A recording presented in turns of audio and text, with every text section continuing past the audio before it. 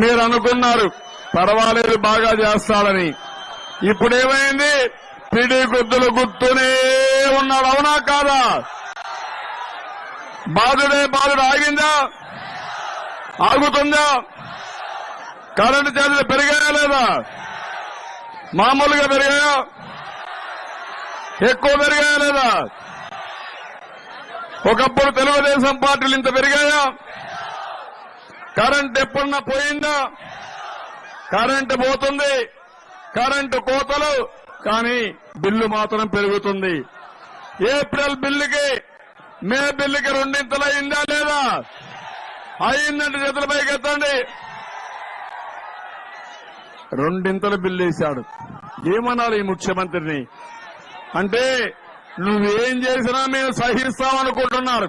Current ఛార్జీల బాదుడే బాదుడు కార్యక్రమం ఏదైతే చేసిందో, ఎన్నికలప్పుడు తాను కరెంటు ఛార్జీలు తగ్గిస్తాను అని చెప్పి ప్రజలను మోసం చేస్తూ ఆయన చేసిన అనేక మోసాలలో సూపర్ 6లు సూపర్ 7లు ఎలాగో గాలికి ఎగిరిపోయాయి.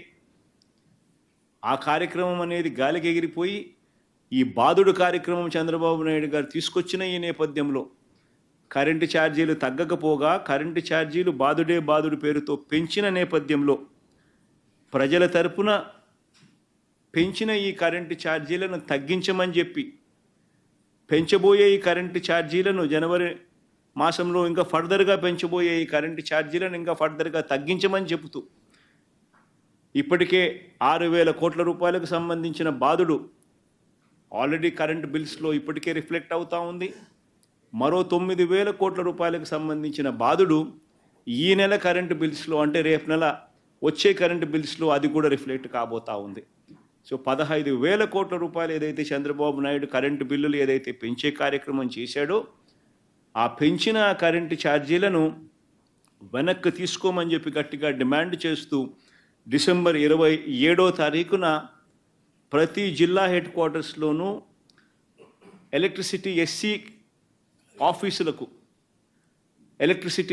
ఆఫీసులకు ఒకవేళ ఎస్సీ ఆఫీసులు లేని చోట్ల సిఎండి ఎస్సీ ఆఫీసులతో పాటు సిఎండి ఆఫీసులు ఉన్న కార్పొరేషన్స్ పరిధిలో ఏదైతే ఉంటాయో అక్కడ సిఎండి కార్యాలయాలు, ఇక్కడ వైఎస్ఆర్సీపీ ప్రజల తరపున ప్రజలతో పాటు కలిసి భారీ ర్యాలీగా వెళ్ళి ప్రతి జిల్లాలోనూ వైఎస్ఆర్ కాంగ్రెస్ పార్టీ ప్రజల తరపున చంద్రబాబు నాయుడు గారి ప్రభుత్వాన్ని గట్టిగా డిమాండ్ చేస్తూ పెంచిన కరెంటు ఛార్జీలు ఉపసంహరించుకునేట్టుగా ఒత్తిడి తీసుకొచ్చే కార్యక్రమానికి డిసెంబర్ 27వ తారీఖున చేయబోతా ఉన్నాం.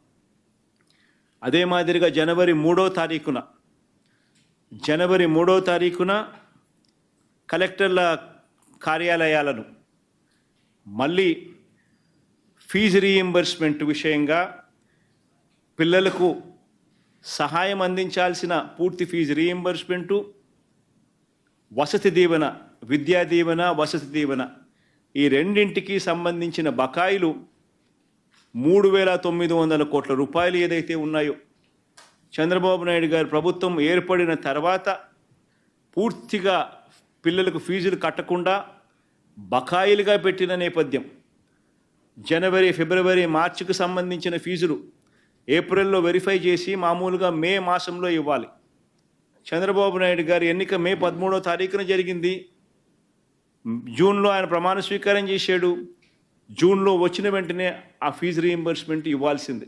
మొత్తం 4 క్వార్టర్స్కు సంబంధించిన ఫీజులు మామూలుగా వైఎస్ఆర్సీపీ ప్రభుత్వంలో ప్రతి క్వార్టర్ అయిపోయిన వెంటనే, ప్రతి 3 నెలలు అయిపోయిన వెంటనే 4వ నెలలో వెరిఫికేషన్ చేసి 5వ నెలలో ఫీజులు ఇచ్చే పరిస్థితి నుంచి ఏకంగా సంవత్సరం అయిపోయినా కూడా 4 క్వార్టర్స్ వరుసగా 4 త్రైమాసికాలకు సంబంధించిన ఫీజులు పెండింగ్లో పడిన నేపథ్యంలో వసతి దీవెనకు సంబంధించి ప్రతి ఏప్రిల్ మాసంలోనూ క్రమం తప్పకుండా వసతి దీవెన కింద పిల్లలకు తోడుగా ఉంటూ మరో 1,100 కోట్ల రూపాయలు వైఎస్ఆర్సీపీ ప్రభుత్వం క్రమం తప్పకుండా ఇస్తా ఉన్న నేపథ్యంలో అది ఇవ్వని చంద్రబాబు నాయుడు గారి ప్రభుత్వాన్ని గట్టిగా నిలదీస్తూ విద్యా దీవెన, వసతి దీవెనకు సంబంధించి విద్యా దీవెన కింద 2,800 కోట్ల బకాయిలు, వసతి దీవెన కింద 1,100 కోట్ల రూపాయలు, మొత్తం 3,900 కోట్ల రూపాయలు చంద్రబాబు నాయుడు గారిని గట్టిగా డిమాండ్ చేస్తూ చదువుకుంటా ఉన్న పిల్లలకు తోడుగా ఉండే కార్యక్రమంలో భాగంగా పిల్లలతో కలిసి వైఎస్ఆర్సీపీ జనవరి 3వ తారీఖున కలెక్టర్ల కార్యాలయాలకు వెళ్ళి రిప్రజెంటేషన్ ఇచ్చి డిమాండ్ చేసే కార్యక్రమం జనవరి 3వ తారీఖున చేస్తుంది. 3 ప్రోగ్రాములు డిసెంబర్ 11వ తారీఖున, డిసెంబర్ 27వ తారీఖున, జనవరి 3వ తారీఖున రైతులకు సంబంధించి, పెంచిన కరెంటు ఛార్జీలకు సంబంధించి, పిల్లలకు సంబంధించిన ఫీజు రీయింబర్స్మెంట్ బకాయిలకు సంబంధించి 3 ఇష్యూస్ మీద వైఎస్ఆర్సీపీ గలం విప్పుతా ఉంది. గట్టిగా ఉద్యమ బాట పట్టే కార్యక్రమం చేస్తుంది. ప్రజలు ఎదుర్కొంటా ఉన్న సమస్యల మీద, మరీ ముఖ్యంగా 3 ప్రధానమైన అంశాల మీద, రైతుల సమస్యల మీద, కరెంటు ఛార్జీల బాదుడు మీద, పిల్లలకు చదువు సంబంధించి ఫీజులు కట్టలేని పరిస్థితిలో ఉన్న పిల్లలు ఎదుర్కొంటా ఉన్న సమస్యల మీద, ఈ 3 అంశాల మీద వైఎస్ఆర్సీపీ డిసెంబర్ మాసంలో ఈ 3 అంశాల మీద గట్టిగా ఉద్యమ బాట పట్టే కార్యక్రమానికి శ్రీకారం చుడతా ఉన్నాం. ఇందులో భాగంగా డిసెంబర్ 11వ తారీఖున రాష్ట్ర వ్యాప్తంగా ఉన్న అన్ని కలెక్టర్ల అన్ని జిల్లాల్లోనూ రైతుల తరపున వైఎస్ఆర్సీపీ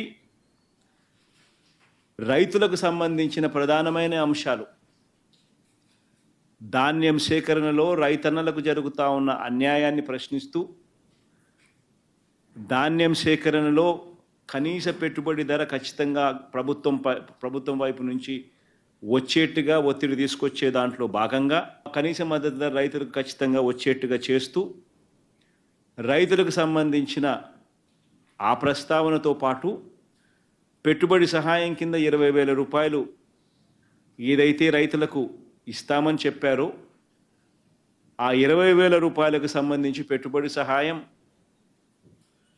రాష్ట్ర ప్రభుత్వం, చంద్రబాబు నాయుడు గారి ప్రభుత్వం ఇవ్వని పరిస్థితుల నేపథ్యంలో దానిని కూడా గట్టిగా డిమాండ్ చేస్తూ, ఈ రెండే కాకుండా ఉచిత పంటల బీమా ఏదైతే రైతులకు ఇంతవరకు అందుతా ఉన్న పరిస్థితి ఏదైతే ఉందో రద్దు చేసిన నేపథ్యంలో ఉచిత పంటల బీమా మళ్ళీ ఖచ్చితంగా రైతులకు మళ్ళీ వర్తింప చేయాలి అనే డిమాండ్తో, ప్రధానంగా ఈ 3 డిమాండ్లతో డిసెంబర్ 11వ తారీఖున ప్రతి జిల్లాలోనూ వైఎస్ఆర్సీపీ అక్కడి జిల్లా కలెక్టర్లను కార్యాలయాలకు సంబంధించి కలెక్టర్లకు రిప్రజెంటేషన్ ఇచ్చే కార్యక్రమానికి